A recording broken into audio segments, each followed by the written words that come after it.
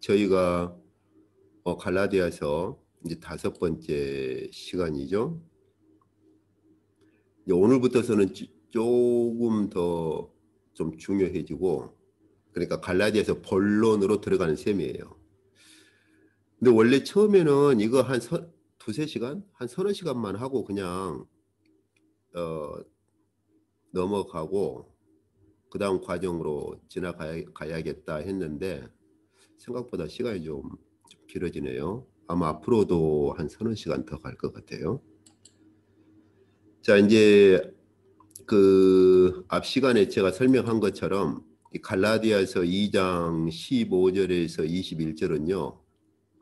갈라디아서 3장 4장 전체가 진행되는, 그래서 3장부터 갈라디아서 거의 끝까지라고도 말할 수 있고, 주 그 대상은 3장 4장 전체에 대한 복선입니다. 복선. 그래서 갈라디아서를 읽을 때 이 갈라디아서 2장 15절에서 21절, 2장 15절에서 2장 끝까지를 상당히 신경 써서 읽어야 돼요. 이거 그냥 가볍게 지나가면 안 됩니다. 그런데 이제 갈라디아서 2장 15절에서 끝까지 그 본문 중에서 더 핵심이 되는 부분이 뭐냐? 2장 16절이에요. 그래서 2장 16절의 그 주제를 가지고 3장 4장을 계속 이렇게 끌고 가죠. 그런데 이 3장 4장을 볼 때 더 주목해야 될 것이 많은 경우 그 갈라디아서 책들이나 혹은 뭐 주석들도 그렇고요. 갈라디아서에 관한 글들을 보면은 이 부분을 좀 놓치는 경우들이 좀 있어요. 그게 뭐냐면은 갈라디아서 이 3장 4장을 사도 바울이 기록할 때 3장 4장에 그 바울이 말하는 대상이 누구냐 하는 거예요. 이걸 놓쳐버리면은 왜 바울이 이 말을 하는지 그 부분을 이해하기 힘들어집니다. 대상에 따라서 바울이 용어 선택을 하고 그렇게 하거든요. 그런데 이제 갈라디아서 3장 4장 이 두 장의 전체에 흐르는 대상이 주로 세 그룹이거든요. 여기 첫 번째 그 대상은 갈라디아 교회 전체를 그 얘기를 해요. 그래서 갈라디아 사람들아 이렇게 시작을 해요. 갈라디아서 3장 1절이. 그러니까 다시 말하면 갈라디아 교회 전체를 두고서 얘기를 하죠. 그 다음에 두 번째 대상은 갈라디아 교회 전체 중에서 범위가 좀 좁혀져요. 그래서 그 갈라디아 그 교회 전체 중에서도 형제들이라고 부를 수 있는 믿음이 신실한 자들. 위에서 갈라디아 사람들아 하는 것은요. 갈라디아 교회에 침투한 그러한 사람들에게 미혹된 사람들, 그리고 미혹되지 않는 사람들을 다 포함을 하거든요. 그런데 이제 갈라디아서 3장 15절에서는 부르는 대상이 이제 형제들아 이렇게 가요. 이 형제들은 그 믿음 위에 신실하게 서 있는 사람들, 미혹되지 않고 신실하게 서 있는 사람들을 그렇게 이제 지칭을 하는 거예요. 그리고 이제 4장 21절부터서는 세 번째 대상은 뭐냐? 바울이 이렇게 불러요. 율법 아래 있고자 하는 자들아. 이렇게 불러요. 그래서 갈라디아서 3장 1절부터 14절까지 바울이 얘기를 하고 있는 것은 갈라디아 교회 안에서 미혹된 사람들이나 미혹되지 않는 사람들 전체를 싸잡아 가지고 쉽게 말하면 이제 갈라디아 교회 교인들아 이렇게 전체를 이렇게 부르면서 바울이 하는 말이 3장 1절부터 14절까지입니다. 그리고 나서 미혹되지 않고 신실하게 서 있는 형제들에 대해서 3장 15절에서 이 형제들아 이렇게 불러가지고 3장 15절부터 4장 20절까지 아주 길게 아주 긴 장을 할애해서 미혹되지 않는 사람들에 대해서 이제 가르치는 그 가르침이고, 그리고 마지막 4장 21절에서 끝까지가 갈라디아 교회 침투한 사람들, 율법 아래 있고자 하는 사람들. 여기서 율법 아래 있고자 한다는 말은 뭐냐면, 저희가 지금까지 사도행전 배경 보았듯이 할례를 주장하고 모세 율법을 지켜야 한다 이렇게 주장하는 사람들에 대한 거예요. 그래서 이 첫 번째 대상에서는 바울이 갈라디아 교회 전체 사람들의 사람들을 대상으로 가르칠 때 바울이 율법의 행위와 이 믿음을 대조해서 말을 합니다. 그럴 수밖에 없잖아요. 갈라디아 교회 안에 지금 미혹된 사람도 있고 미혹되지 않는 사람도 있으니까 율법의 행위와 믿음을 대조해가지고 교인 전체를 향해서 말을 하는 것이죠. 이제 그리고 그 아브라함을 이제 해석을 해요. 왜 바울이 아브라함 해석에 이렇게 집착하느냐? 앞번에 설명했죠. 사도행전에서 우리가 볼 수 있는 사람들이나 갈라디아 교회에 들어온 사람들이 두 가지의 집착을 했다고 그랬죠. 할례하고 율법. 그러니까 이제 할례 문제를 다루려면 아브라함 사건을 해석을 할 수밖에 없어요. 이제 그리고 나서 이제 믿음이 신실한 자들에게는 아브라함 사건을 해석할 때 언약적인 측면에서 더 아브라함 사건을 다룹니다. 언약적인 측면에서. 그래서 이 아브라함에게 주신 언약이 무엇이냐 하는 부분을 더 심도 있게 다루어요. 그러면은 그 바울의 적대자들이 야 그러면은 율법은 대체 뭐란 말이냐 이렇게 항의할 것이 뻔하니까 율법이 왜 주어졌는가를 아주 길게 3장 19절에서 4장 20절에 걸쳐서 아주 길게 설명을 하는 것이죠. 그리고 나서 그 교회에 침투한 자들, 율법 아래 있고자 하는 자들에게 아브라함의 두 아들에 대한 우화적인 해석을 합니다. 이건 이제 왜 그러느냐, 이 사건이 굉장히 참 중요해요. 안타깝게도 한번 서점에 가서 갈라디아서에 관한 그 책들이나 이런 그 글들을 보면 여기 바울이 율법 아래 있고자 하는 사람들, 할례를 주장하고 율법을 주장하는 사람들에 대해서 왜 아브라함의 두 아들에 대해서 우화적으로 해석을 하는 이 우화적 해석을 내던지는지에 대해서 심도 있게 다룬 책들이 거의 없어요.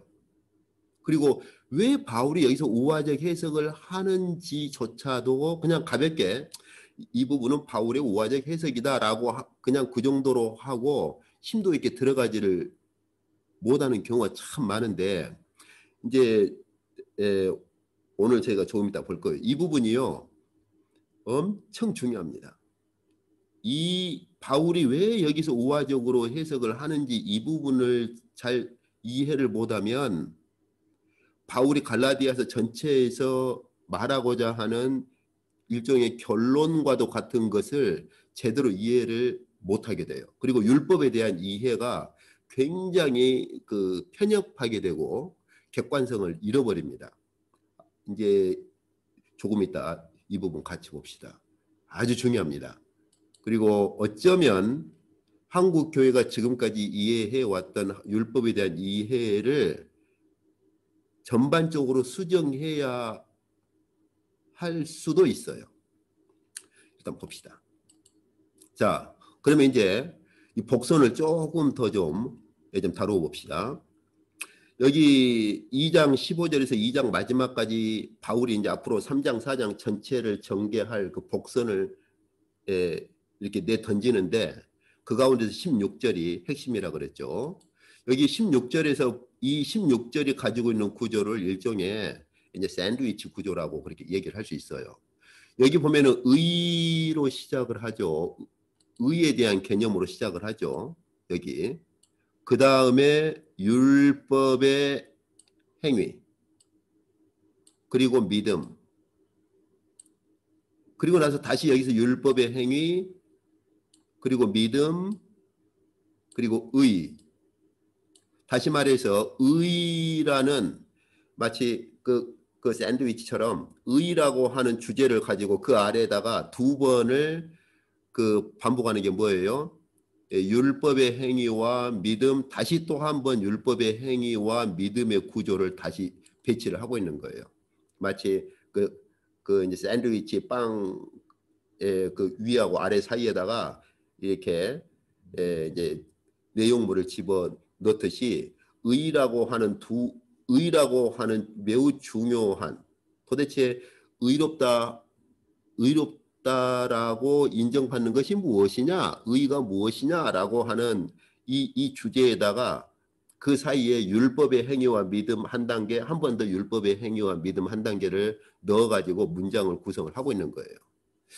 이것이 갈라디아서 전체 주제의 복선이라면, 그렇다면 앞으로의 갈라디아서 3장 4장이 결국은 의라는 주제를 가지고 율법의 행위와 믿음을 어떻게 다룰 것이냐가 전개되는 것이 갈라디아서 3장 4장이다라고 우리는 말할 수 있는 것이죠. 그런데 오늘 여기서 놓쳐서는 안 될 그 중요한 단어가 있습니다. 제가 여기 율법의 행위라는 글씨 색깔을 좀 색다르게 했죠. 잘 기억하세요. 율법이 아니고 율법의 행위라고 하는 이 단어를 안 놓쳐야 됩니다. 바울이 지금 고정된 문구를 쓰고 있어요. 율법 자체를 말하는 게 아니에요. 이 개념 잘 잡아야 돼요. 갈라디아서 읽을 때. 율법 자체를 말하는 것이 아니고 율법의 행위라는 매우 중요한 단어를 씁니다. 이걸 이해를 해야 바울이 이제 앞으로 전개할 때 왜 그런 말을 쓰는지를 이해를 하게 돼요. 그런데 이 문구의 중요성을 간과하고 글들을 보면은 바울이 율법을 다룬다 이렇게 이해를 하거든요. 그게 아니에요. 율법 자체를 다루는 게 아니에요. 율법의 행위, 다시 말하면 우리가 전에 살펴보았던 그 사도행전에서 살펴보았던 그 사도행전의 그 히브리 본토 유대인들이 주장하는 율법의 행위, 할례와 율법을 지킴으로써 의롭다함을 받고 구원받지 않느냐라고 주장하는 그 율법의 행위를 다루는 것이지 율법 자체를 문제 삼는 게 아니에요. 이거 절대로 안 놓쳐야 됩니다. 자, 이거 꼭 붙들고 이제 계속 진행을 해봅시다. 이 개념이 선명하지 않으면 이 갈라디아서를 읽어갈 때 많은 혼란들을 불러일으킬 수가 있어요. 자, 그러면 이제 봅시다. 3장 1절부터 이제 이 갈라디아 사람들을 대상으로 하는 것이 저희가 아까 보았듯이 여기 3장 1절에서 14절까지입니다. 자, 그럼 우선 3장 1절에서 14절까지를 한 세 부분으로 쪼개서 볼 거예요. 자, 그래서 여기 3장 1절에서 5절까지에서는 바울이요, 굉장히 독특한 방식으로 접근을 합니다. 보세요. 어리석도다 갈라디아 사람들아 이렇게 부르지요. 예, 갈라디아 사람들아. 이거 이제 세번역에서 가져온 겁니다. 그런데 보세요. 바울이 무엇으로 접근합니까? 성령 받은 것. 여기 갑자기 바울이요, 그 복선에서 너희가 의롭다함을 받은 것이 율법의 행위냐 믿음이냐 이렇게 말했죠. 이제 갈라디아 사람들아 이렇게 하고 나서 본론으로 들어갈 때 그 아까 우리가 봤던 샌드위치 구조물 안에 있는 내용물은 똑같아요. 너희가 율법의 행위냐 믿음이냐, 그렇죠? 또 역시 율법의 행위냐 믿음이냐 같아요. 이렇게. 그런데 너희가 의롭다함을 받은 것, 이것을요 이제는 본론으로 들어갈 때 성령을 너희가 어떻게 받았느냐, 성령 받는 사건으로 말을 합니다. 다시 말해서 이 의라고 하는 것을 무엇으로 바꿔요? 성령을 받은 것으로. 그리고 여기서는 아까 우리가 보았듯이 샌드위치 구조를 썼는데 이쪽에서는 이제 아예 한 묶음으로 이렇게 반복을 하죠. 그래서 너희가 성령을 받은 것이 율법의 행위로 받은 거냐 믿음으로 받은 거냐 이 말을 똑같이 다시 반복을 해요. 너희가 성령 받은 것이 율법의 행위가 아니라 믿음 아니었냐 그 말이에요. 너희가 성령을 받은 것이 율법의 행위로 받은 거냐 믿음으로 받은 거냐. 그러면서 너희가 성령 받은 것이 너희가 율법의 행위로 받은 거냐 그 믿음으로 받은 거냐 똑같은 패턴을 다시 반복을 이렇게 하는 거예요. 이제 이런 것을 보통 이제 보통 말할 때 뭐 A, B, C 그 다음에 이쪽에서는 여기 B-C-A- 뭐 이런 식으로 이제 또 표기하기도 해요. 근데 이제 그런 것들은 별로 뭐 중요한 건 아니고 어쨌든 율법의 행위와 믿음을 다시 3장 1절부터 5절까지 갈라디아 사람들을 부르면서 이 똑같은 패턴을 반복하는데 문제는 이 의라는 이 개념이 성령 받는 것으로 이렇게 바울이 이제 바꾸어서 말을 한다는 것이죠. 그러면 그러면 여기서 우리가 무엇을 할 수 있죠? 바울이 지금 말하고자 하는 것이 뭐예요?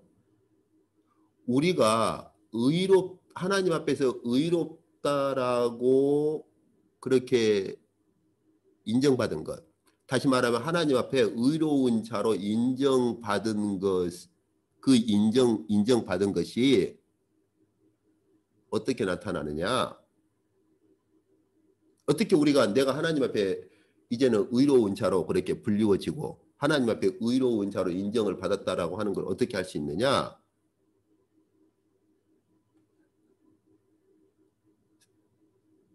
성령에 대한 문제입니다. 성령에 대한 문제. 성령 받은 것으로 그것이 입증이 되는 거예요. 바울이 이 주제를 계속 끌고 갑니다.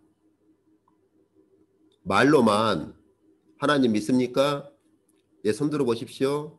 이제 여러분은 구원받았습니다. 의로워졌습니다. 그게 아니에요. 구체적으로 성령을 받은 사건이 우리가 의로워졌다라고 하는 것을 입증하는 사건이에요. 하나님께서 우리를 의로운 자로 인정하실 때 성령을 부어주셔요.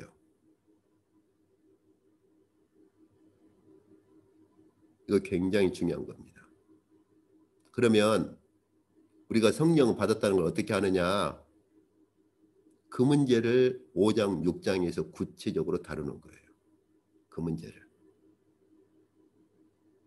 그래서 제가 그때 한국에서 이제 교회에서 갈라디아서 좀 다루면서 바울의 이 부분을 간략하게나마 좀 쉽게 교인들에게 그때 했을 때 그때 교인들이 성령에 대해서 좀 더 알아야겠다 이런 반응들이 교인들에게서 이제 나왔었는데 이제 그게 제가 목표했던 것이죠.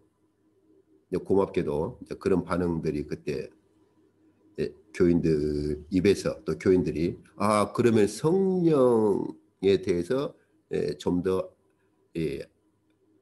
알아야겠다라는 그런 반응들이 그때 있었어요.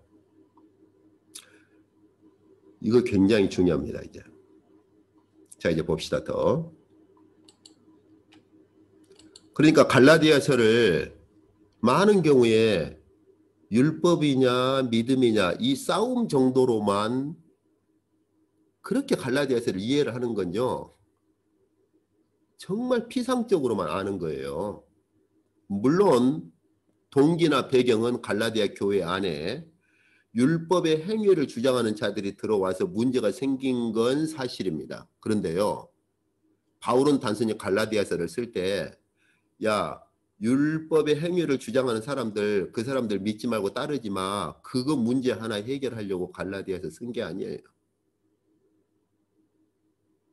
그 문제를 당연히 해결하기도 하지만은 그것보다 훨씬 더 큰 것을 갈라디아 교회에 제공합니다. 봅시다.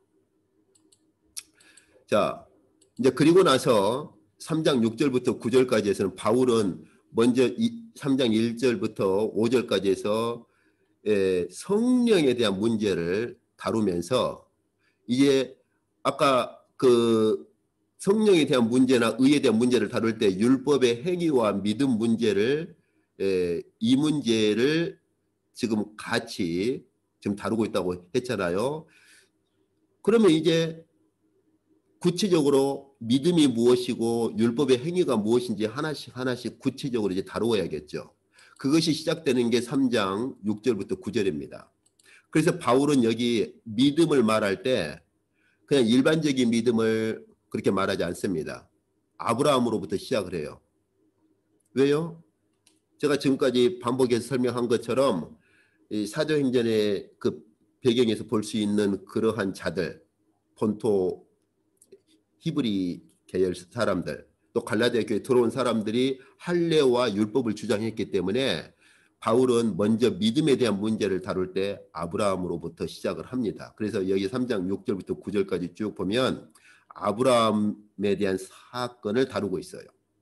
그래서 아브라함으로부터 믿음을 시작을 해서 이 믿음이 바로 의로 그렇게 나아간다 하는 것들.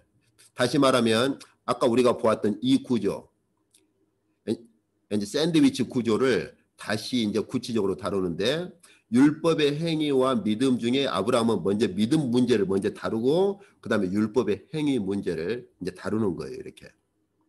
그래서 이 믿음 문제를 다룰 때 방금 제가 설명한 것처럼 바울은 아브라함으로부터 시작을 해요. 그들이 자꾸 할례 문제를 그렇게 집착을 하니까 그래 그럼 좋다. 너희가 할례 문제 집착해. 그럼 할례가 시작된 아브라함을 한번 우리가 직접 보자. 아브라함이 어떻게 의롭다함을 받았어? 믿음이었잖아. 할례 받기 전이잖아. 그 말이에요 이제 지금. 그리고 나서 이제 그 10절부터 12절까지에서는 아까 우리가 보았던 율법의 행위, 너희 율법의 행위를 주장하는 사람들, 그래 그럼 좋다. 너희가 지금 할례를 그렇게 주장하고 율법을 지켜야 한다라고 주장을 하는데 너희는 지금 너희들의 그 근거를 아브라함이 아니라 지금 율법에서 가져오는데 이 너희가 가져온 이 율법을 가지고 너희가 율법의 행위 쪽으로 율법을 이용을 하면 너희는 결국 어떻게 되느냐? 너희는 결국 저주 아래 빠져 그 말이에요. 율법 자체가 문제가 아니에요. 자, 우리가 가령 비유를 들 때에 똑같은 칼이라도 의사 손에 가면은 환자의 생명을 살릴 수 있는 것이지만 똑같은 칼이 살인자의 손에 가면 아주 그 살인 무기로 쓰일 수 있다. 뭐 이런 흔한 비유를 우리가 드는 것처럼 바울이 지금 본격적으로 다루는 건요. 율법 자체가 아닙니다.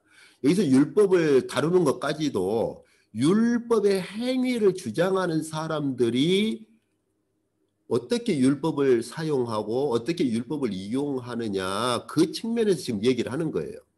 그래서 너희 율법의 행위를 주장하는 너희들이 지금 율법의 근거에서 자꾸 의의를 주장하는데 너희 그렇게 가면 너희 방식으로 율법을 다루면 율법 자체가 아니라 너희 방식으로 율법을 다루면 너희는 저주 아래 들어가 하는 거예요. 그래서 여기서 본문에서 그러잖아요. 율법의 행위에 지금 이것도 이제 세 번역에서 가져왔어요. 율법의 행위의 근거 너희 율법의 근거에서가 아니고 너희 방식 너희가 지금 자꾸 율법의 행위 그 행위에 그 행위를 기반으로 할례를 주장하고 이방인들도 율법을 지켜야 구원받는다고 주장하는데 너희 방식처럼 율법의 행위에 근거하면 다 저주 아래로 들어가 하는 거예요. 그래서 그 밑에 결론도 그거예요. 이것도 마찬가지입니다. 율법의 이의를 행하는 사람 이렇게 되는데 이것도 율법의 행위에 근거해서 살아가는 사람을 얘기를 하는 거예요. 그래서 율법의 행위라는 이 말을 아주 명확히 이해를 해야 되고 이 배경을 이해를 해야 돼요. 이 율법의 행위라고 하는 것이 무슨 율법의 행위를 말하는 거냐? 단순히 율법 몇 가지를 지킨다는 거냐? 그것이 아니고 우리가 지금까지 보았듯이 할례를 주장하고 율법을 지켜야만 구원을 얻는다라고 주장하는 이 사람들을 가리키는 말이에요. 그 배경을 가진 말로 율법의 행위라 이 말을 쓰는 겁니다. 이거 배경 이해를 못하면 갈라디아서에 대한 이해가 바로 이루어지지가 않아요. 이것이 이제 3장 10절부터 12절까지입니다. 이제 그리고 나서 이제 바울이 마지막 결론으로 3장 13절에서 14절까지 해서 그리스도께서 어떻게 율법의 저주에서 우리를 구원하시고 속량하셨는가 이것으로 결론을 맺습니다. 그런데 보세요. 그래서 이 그리스도의 속량을 말할 때 바울은 그리스도의 십자가 사건을 저주의 사건으로 말해요. 제가 99년도인가 89년도 그죠? 89년도에 이제 신학을 마치고 첫 목회를 시작했었죠. 근데 제가 신학교에서는 그냥 신학책을 보고 신학적으로 연구를 하잖아요. 성경 본문을 구체적으로 잘 그렇게 이제 읽을 만한 시간도 좀 없고 좀 그래요. 예, 읽어야 될 책들이 하도 많으니까. 근데 이제 교회 사역을 시작하면서 그때부터는 성경 본문을 읽어야만 하는 것이죠. 신학책 가지고 설교할 수는 없으니까. 그때 제가 그 갈라디아서를 보면서 이 부분에 상당한 충격을 받았어요.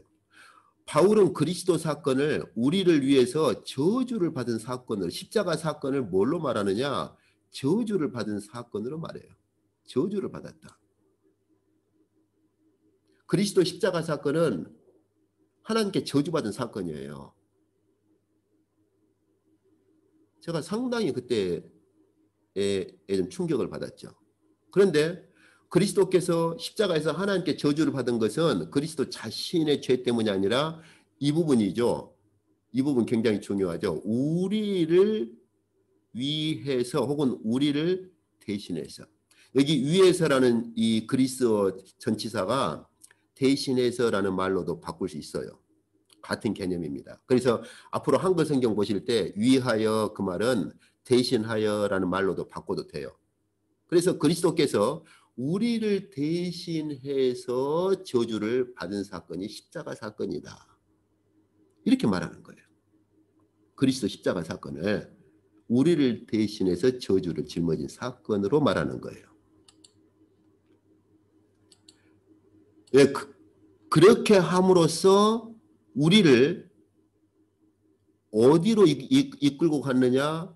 아브라함의 복으로 끌고 갔다는 거예요.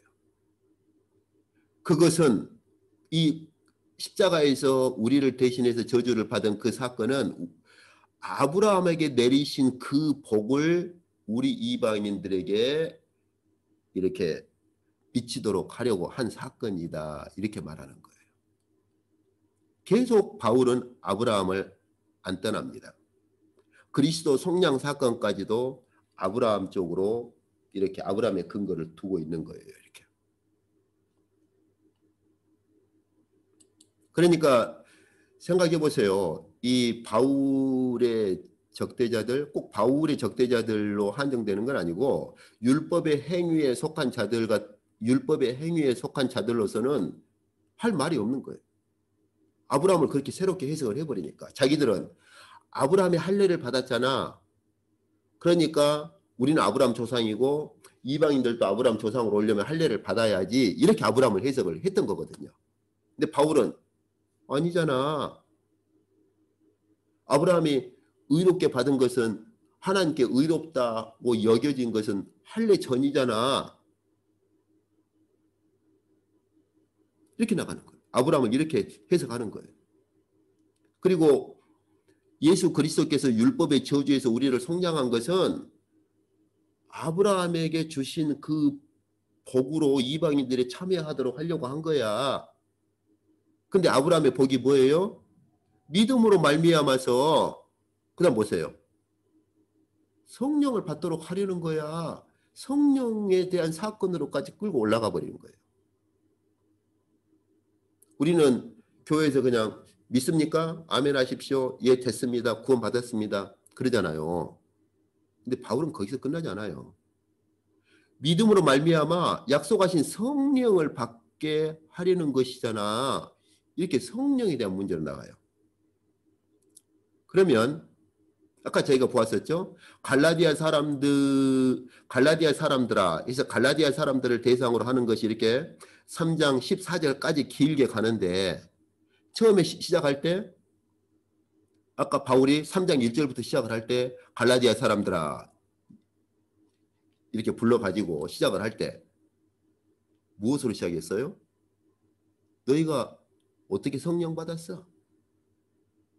너희가 저 사람들이 얘기하는 것처럼 할례를 받고 율법을 지켜가지고 성령 받았어? 아니잖아.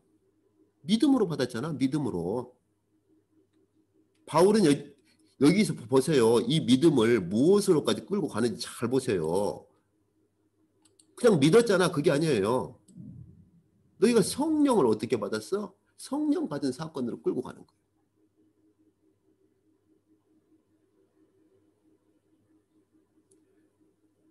전에 제가 어디에서 그 부분 다루었는지 기억이 안 나지만 우리가 사도행전 봐도 그러잖아요. 우리가 할 때 같이 본 것 같기도 해요. 빌립이 사마리아 가서 복음을 전파하고 다 해서 사마리아 사람들이 믿고 그거 다 세례까지 받았거든요. 어떤 분들은 그 빌립이 그 사도행전 그 사건을 사마리아 사람들이 복음을 믿은 것이 아니라 빌립을 믿었다. 그리스 전치사 에이스라는 전치사가 없다. 마치 영어 빌리브 in God 할 때 in이라는 전치사가 없다 해가지고 심지어 제 스승이었던 아주 제가 존경하는 이제 스승인데 이제 서철원 교수님 같은 경우도 그것을 그 사마리아 사람들이 빌립을 믿은 것으로 그렇게 해석을 하는데 그것은 문자적인 너무 자구적인 문자 틀에 얽매인 해석이고 한번 생각해 보세요. 사마리아 사람들에게 복음을 전파했을 때 그 사마리아 사람들이 빌립 자기를 믿었으면 빌립의 세례를 그렇게 주겠어요? 왜 빌립의 세례를 준 겁니까? 사마리아 사람들이 자기가 전파한 그 복음을 받고 믿은 것으로 충분히 이해를 했기 때문에 빌립의 세례를 준 거예요. 그래서 어떤 경우는요, 믿는다라고 할 때 에이스라는 그리스 전치사 혹은 영어 인에 해당하죠. 그걸 안 쓰고도 표현하는 경우가 드물게 있어요. 전혀 없진 않아요. 그걸 상황과 문맥에 따라서 우리가 이해를 해야지 그 전치사 하나 문제를 가지고 그렇게 해석을 하면 그 상황이라든지 본문에 대한 잘못된 오해가 일어날 수 있어요. 그래서 빌립이 봤을 때 충분히 사마리아 사람들이 복음을 받았다고 그렇게 여겼고 그래서 빌립의 세례를 주고 예루살렘에 있는 사도들에게 보고를 했어요. 근데 사도들이 무엇을 확인합니까? 야 빌립 진짜로 믿었어? 진짜로 믿어가지고 세례 줬어? 이런 거 캐묻지 않아요. 성령 받았어? 그렇게 물어요. 근데 성령은 안 받았거든요. 그래서 베드로와 요한 사도를 다시 사마리아 지역에 보내서 성령을 받도록 그렇게 하죠. 이것이 사도들이 가지고 있는 이 바울 사도만이 아니라 예루살렘에 있는 사도들의 사고방식이에요. 굉장히 사도들이 마지막으로 확인하려고 하는 거예요. 믿었어? 그럼 세례 받았어? 하는 거예요. 세례가 아니라 성령 받았어? 하는 거예요. 바울도 아볼로가 세워놓은 교회 그만 지나가면서 그 교회에서 묻죠. 너희가 믿을 때 성령 받았어? 그러니까 그 사람들이 아니 우리는 세례 요한의 세례밖에는 모르는데 그러니까 다시 가르치고 성령 받도록 하죠. 바울도. 매우 중요한 거예요. 이 갈라디아서도 마찬가지예요. 너희가 믿을 때 너희가 성령을 받은 것이 너희가 율법의 행위, 할례나 율법 몇 가지 지켜가지고 성령 받았어? 아니면 믿고 받았어? 너희는 할례 아직 안 받았잖아. 그 말이에요. 바울이 이렇게 중요하게 다루는 이 성령 문제를 마지막 갈라디아 사람들아 이렇게 부르는 마지막 본문, 여기 3장 14절 결론도 그거예요. 너희가 결국은 예수 그리스도께서 우리를 대신해서 저주를 짊어지시고 속량을 하고서 아브라함의 복을 받도록 했잖냐. 그리고요, 그걸로 끝납니까? 성령을 너희가 받았잖냐 그 말이에요. 이것이 갈라디아 교회 사람들을 향해서 가르친 이 갈라디아 교회 교인들 전체를 대상으로 한 가르침이죠. 그 다음에 그 가운데 더 신실한 자들, 이제 형제들이여, 이 더 신실한 자들에게는 이제 아브라함 문제를 더 한 걸음 더 들어갑니다. 무슨 문제로? 언약에 대한 관점으로 들어가요. 하나님께서 아브라함과 그 자손, 근데 그 자손이 그 자손들이 아니라 그 자손 한 사람인데 그 한 사람이 누구냐? 그리스도 아니냐? 아브라함과 그 아브라함의 후손인 그리스도에게 언약을 주신 것 아니냐? 이렇게 언약에 대한 문제로. 그리고 나서 율법은 그 언약 후에 온 것이 아니냐 그 말이에요. 너희가 자꾸 할례를 받고 율법을 지킴으로 구원 받는다라고 주장하는 그 사람들의 그 사람들이 침투해서 그런 사람들이 너희를 자꾸 미혹하려고 하는데 너희가 한번 생각해봐라 그 말이에요. 언약이 율법 때 주어진 거냐 아니면 그 전에 이미 아브라함과 예수 그리스도를 향해서 주어진 거냐 그 말이에요. 율법은 언약 후야 그 말이에요. 이미 하나님께 주신 언약으로 이미 의롭다움을 받은 거고 율법은 그 후에 온 거야 그 말입니다. 이게 3장 15절에서 18절까지 얘기를 하는 거예요. 이제 그러면은 결국은 무슨 문제가 생겨요? 그러면 할례 받기도 전에 율법이 오기도 전에 이미 의롭다, 하나님께서 아브라함을 의롭다고 하셨고 언약 체계를 다 해버렸으면 뭐하러 율법을 줘? 할례는 뭐하러 줘? 그래서 바울이 할례 문제도 그렇게 말한 거예요. 할례는 이미 아브라함을 의롭다고 여긴 것을 다시 한번 확증한 거고 인친 거야 이렇게. 그럼 할례는 그렇다고 뭐하러 그지 율법은 줘 그럼. 이미 다 언약도 체결하고 다 의롭다고 하셨는데 율법을 뭐하러 줘? 여기서 우리가 무엇을 할 수 있습니까? 여기 이제 중요합니다. 바울이 여기서 율법에 대한 문제를요 언약적인 관점으로 이해를 하고 있다는 거예요. 자, 이 부분은 뒤에 좀 다룹시다. 자, 그래서 그래 좋아. 할례는 그럼 아브라함이 이미 의롭다고 여겨진 것을 인친 거라고 해. 그러면은 율법은 뭐야? 왜 율법은 주신 거야? 갈라디아 교회 침투한 사람들이 그런 반론을 하지 않겠어요? 그걸 이미 바울은 예상을 하고 믿음 위에 신실하게 서 있는 사람들에게 자 그럼 왜 율법은 주었을까? 이 문제를 3장 19절에 4장 20절까지 길게 다루는 거예요. 이미 하나님께서 아브라함과 언약도 체결해버렸고 율법 이전에 그리고 할례 이전에 이미 아브라함을 의롭다고 그렇게 하셨는데 왜 그럼 하나님께서 율법을 그렇게 주셨을까? 아주 길게 3장 19절에서 4장 20절까지 이 문제를 다룹니다. 이 부분은 제가 별도로 떼서 3장 19절에서 4장 20절은 별도로 제가 이제 다음 시간에 그렇게 다룰 것입니다. 이 부분은 조금 복잡해요. 그리고 아주 중요하고 아마 어떤 부분에 있어서 우리에게 좀 충격을 줄 수도 있어요. 지금까지 우리가 이해했던 개념하고는 전혀 다른 개념입니다. 자, 그리고 나서 이제 율법 아래 있고자 하는 자들아, 이제 마지막 세 번째 대상, 이 사람들에게 이제 바울이 얘기를 하죠. 그래서 이렇게 시작을 하죠. 율법 아래 있고자 하는 사람들이여, 이렇게 시작하죠. 여기 율법 아래 있고자 하는 사람들, 이 말이 무슨 말하고 똑같냐? 율법 율법 행위에 속한 자들.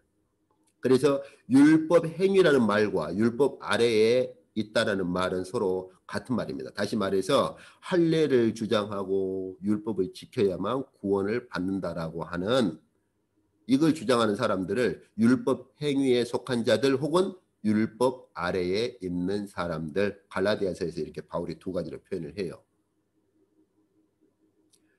아까 제가 시작할 때 얘기했었죠. 이 부분은 굉장히 중요한 부분이라고 그랬죠. 자, 이제 보시죠. 바울이요. 잘 보세요. 바울은 여기서 이제 율법 행위를 다루질 않아요. 율법 자체를 다룹니다. 율법이 무엇을 말하는지 모르느냐 그 말이에요. 율법 자체가. 이제 율법 자체를 여기서 다루는 거예요. 그래서 제가 여기 보면은 이 제목, 이 타이틀을 이렇게 썼죠.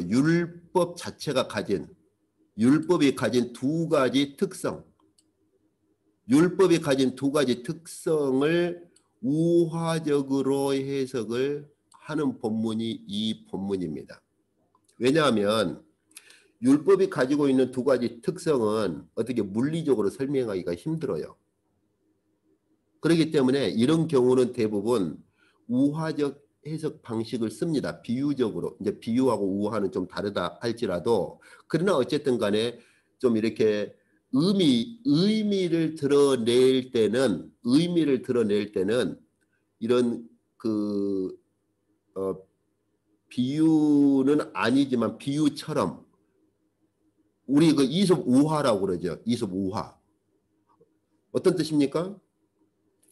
이 얘기는 이 얘기인데 사실 그 얘기를 하려고 하는 게 아니죠. 그 얘기에 들어있는 교훈을 가르치려고 하는 것이죠. 예. 뭐 여우가 뭐 신포도 보고서는 뭐 포도 먹으려고 하다 실패하니까 저 포도는 쉬어. 이렇게 하고서 그냥 갖다 놓는 뭐 그런 우화라든지, 이런 우화에서 단순히 여우 얘기를 하려고 합니까? 아니잖아요. 그 얘기 배후에 있는 교훈을 얘기를 하는 거죠. 여기서 바울이 그걸 쓰는 거예요. 지금 율법을 말할 때 율법을 어떤 학문적이고 신학적으로 해석을 하려고 하는 것이 아니라 율법이 가지고 있는 본질을 우화식으로 그렇게 해석을 하는 거예요. 그렇기 때문에 이 본문은 매우 중요한 겁니다. 율법의 두 가지 본질을 우화식으로 이렇게 설명을 하는 거예요. 이제 뭐 이것을 뭐 철학적으로는 철학을 언급한 사람들은 이제 플라톤 철학의 그러한 철학적인 배경을 말하기도 하고 하는데요. 그런 것들은 별로 의미가 없고, 자, 그럼 봅시다. 여기서 바울이요 두 가지 대조를 합니다. 율법이 가진 두 가지 특성을 우화적으로 해석을 할 때 여종과 본처의 개념. 첫 번째는, 그래서 아브라함에게 두 아들이 있는데 한 아들은 여종으로부터 출생되었고 한 아들은 본처로부터 출생된 것 아니냐. 그래서 여종, 그렇죠? 과 본처, 이 개념을 가지고 와요. 자, 그 다음에 이 여종에게서 출생한 아들은 육신적으로 출생한 아들이 아니냐 하는 거죠. 하나님께서 약속한 그런 자식이 아니고, 육신적으로 그렇게 출생한 그런 자식 아니냐. 그러나 본처에서 출생한 아들은 하나님께서 약속하신 약속의 자녀가 아니냐 하는 것이죠. 그런데 더 나아가서 이것은 비유로 표현한 것이면 이렇게 비유라고 번역되어 있는데, 여기 개역성경도 비유로 번역되는데 이 비유라는 말이 아니라 우화라는 말입니다. 이것은 내가 우화적으로 표현을 하는 것이다 그 말이에요. 우화적으로. 그러면은 사도 바울이 이런 사실을 가지고, 자, 사도 바울이 이 두 가지 사실, 한 아들은 여종으로부터 육신으로 태어난 아들이고 한 아들은 본처로부터 약속의 자녀인데 이 두 가지 사실을 가지고 바울이 이제 우화적으로 여기 있는 것처럼 우화적으로 어떻게 적용을 하려고 하느냐. 이 두 가지 사실을 어떻게 이 두 가지 사실을 우화적으로 해석을 하려고 하느냐. 여종으로부터 태어난 육신의 아들은 일종의 신의 산과도 같고 이게 이제 우화적 해석이에요. 예. 본처로부터 태어난 약속의 아들은 하늘의 예루살렘과도 같은 것이다. 그래서 여기 여종으로부터 태어난 육신의 아들은 신의 산, 지금 아라비아 쪽에 있는 그 신의 산과도 같은 것인데 그러한 신의 산과도 같은 육신의 아들은 종에 불과하다. 종. 그러나 이 본처로부터 태어난 약속의 아들은 하늘의 예루살렘에 속한 자와 같아서 그 아들은 자유자다. 이렇게 우화적으로 적용을 하는 거예요. 그런데 아까 제가 설명했던 건 안 놓쳐야 됩니다. 이 두 가지 역사적 사실을 가지고 이 우화적 해석을 하는데 지금 무엇을 설명하기 위해서 그런 거냐? 율법이 가지고 있는 두 가지 특성을 설명하려고 하는 거예요. 율법이 가지고 있는 두 가지 특성. 다시 말해서 율법은 두 가지 본질을 가질 수 있다. 첫 번째는 육신에 속한 자들에게는 이 땅에 있는 신의 산에 속한 자들로 만들어서 종으로 그렇게 만들어버리고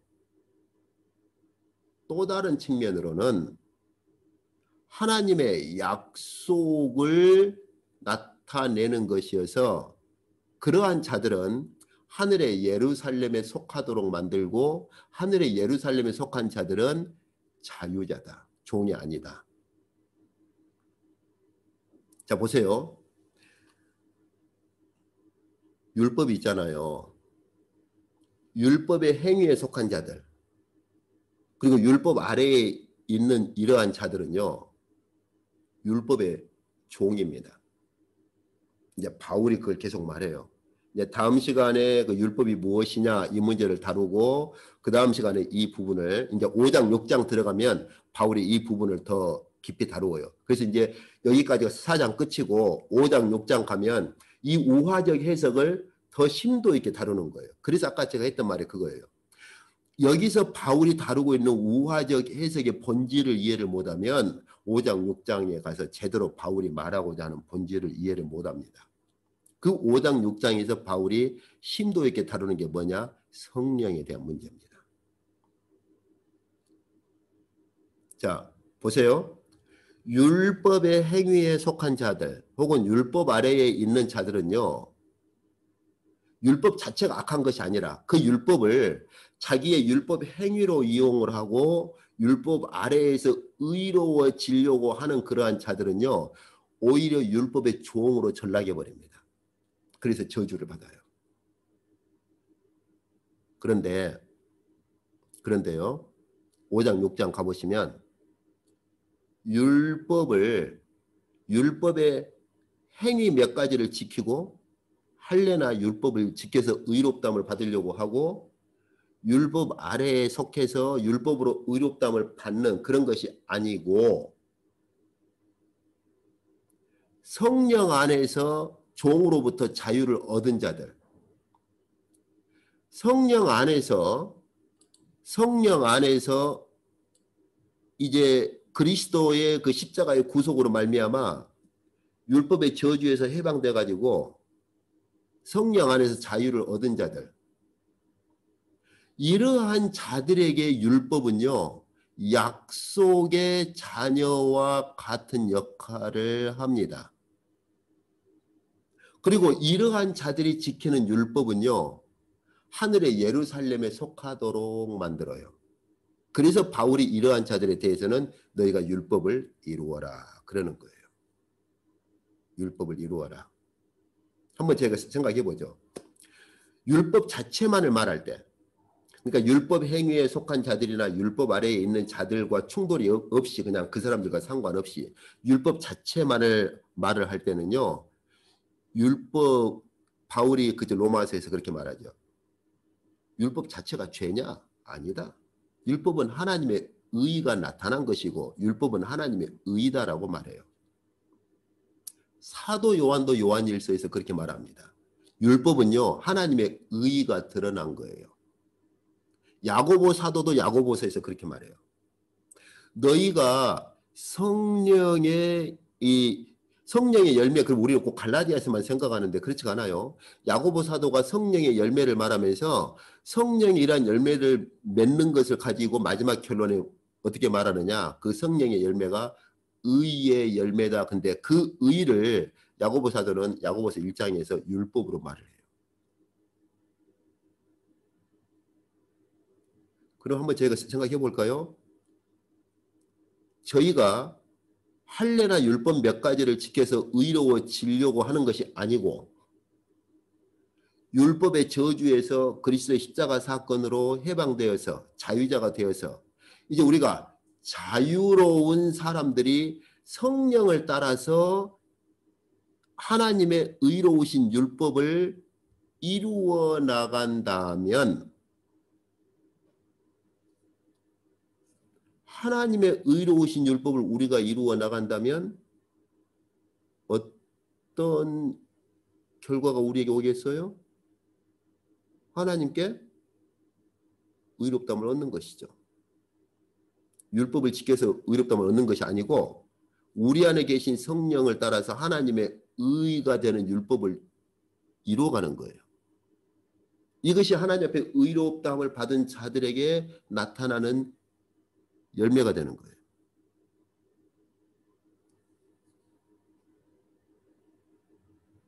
그래서 야고보 사도나 사도 요한이 그렇게 말하는 거예요. 하나님의 의가 되는 율법이나 계명을 너희가 행함으로써 의에 도달한다라고 말하는 거예요. 이제 이걸 잘못 이해를 하면 또 이제 뭐 이단이니, 예? 뭐 율법을 지켜서 의롭다함을 얻는다, 뭐 이런 표현을 쓴다고 아주 이제 엄청난 그런 이의 제기를 할 수도 있을 거예요. 제 말을 잘 이해를 해야 돼요. 율법을 지켜서 의롭다함을 얻는다는 것이 아니고 우리가 그리스도의 십자가 사건으로 율법의 저주에서 해방되어서 자유자가 되었고 우리는 아브라함의 자손이 되어서 의롭다함을 얻었다면 우리 안에 계신 성령을 따라 하나님의 의를 행하는 거예요. 행하도록 되어 있다라는 말이에요. 바울이 5장 6장에서 그걸 말해요. 그 하나님의 의가 뭐냐? 바로 율법인 것이죠. 그러나 우리는 율법으로 의롭다함을 얻으려는 사람들처럼 율법을 문자적으로 지키질 않습니다. 성령께서 이루고 성취하는 율법의 성취가 있어요. 그 방식을 이루는 거예요. 그 방식의 핵심이 무엇이냐? 바울이 이제 갈라디아에서 5장 6장 보면 이제 사랑이다라고 말하는 거예요.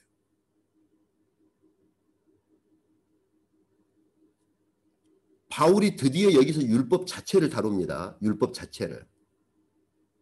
근데 이 율법의 두 가지 특성을 말로 설명하기가 쉽지 않으니까 우화적으로 설명을 하는 거예요. 그리고 이 부분은 제가 다음 시간에 더 구체적으로 이제 다룬다고 그랬죠. 우리가 그리스도의 십자가의 구속으로 자유자가 율법의 저주에서 벗어나서 자유자가 되고 그리고 우리가 아브라함의 믿음으로 의롭다함을 받는 아브라함의 후손이 그렇게 된 자들은 하늘에 속한 자들로 된다라고 하는 이 개념이 매우 중요합니다. 이것은요 말로 설명할 수가 없어요. 그래서 우화적으로 이렇게 비유처럼 우화적으로 설명할 수밖에 없는 거예요.